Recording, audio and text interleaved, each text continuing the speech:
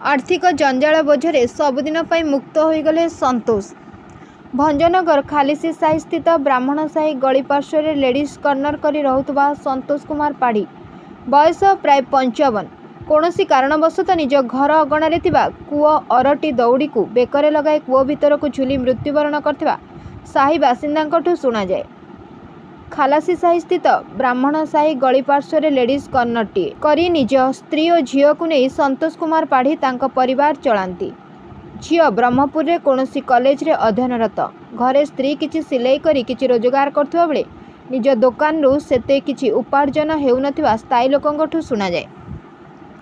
साही बासिंदांक कहिबा अनुसार सबुदिन परि संतोष आज मध्य दुकान खोली बसिथिले। सेही समय स्त्री सिलाई शिक्षा करबा पे अन्यत्र चली जाइथिले, किंतु सुदूर ब्रह्मपुर रे रहुतबा झील पाखकु निज बापांक मोबाइल रु बाय बोली मेसेज आसिला। सेहिथिपई झील बापा को कॉल बैक करिबारु न उठाइबा जोगु से निज मां को कहला, बोऊ जाई देखिलु बाबा कौन पाई एपरि लिखिले।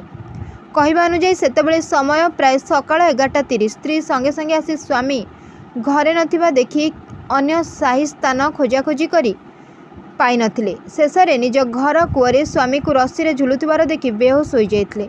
सेतेबेलकु समय मध्याह्न प्राय 12:30 हेब बोली लोकंकठू प्रकाश।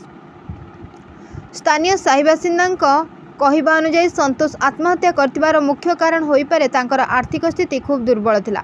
सेथिपई बोधे एहाकु संभाळि न पारि एपरि पदक्षेप नेइछंती। पुलिस रो उपस्थिति रे अग्निशम विभाग द्वारा शव को उद्धार करा जाय शव व्यवच्छेद निमंते मेडिकल निया जायथिला।